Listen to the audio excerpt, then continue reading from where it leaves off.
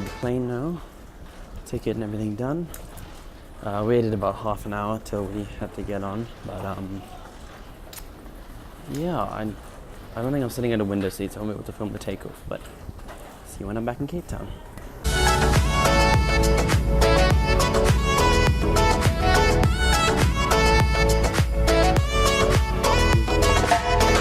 Yo, it feels good to be back home, I must say.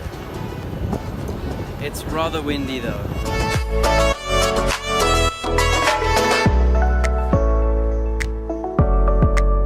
You have no idea how nice it feels to be back home, to lie on my own bed with all my own stuff and live how I normally live. Not that I didn't enjoy staying with others. But yeah, a little kind of what happened today was because I completely forgot to film in the morning.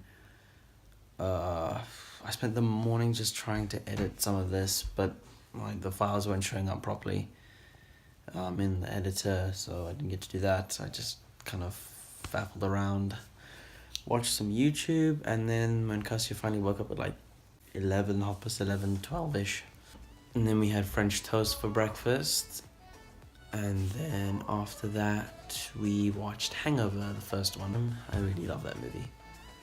Then I got packed, and then Cassia and Sonia, her mom, drove me to the airport, where we said our goodbyes, and then waited half an hour in the queue to get on the plane.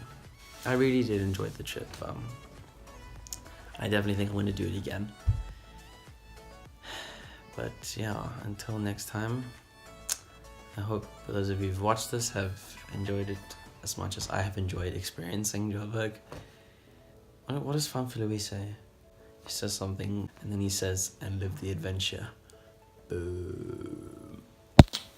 But that's not for us. I think we're just gonna say peace out and yong, and see y'all in the next one. Peace.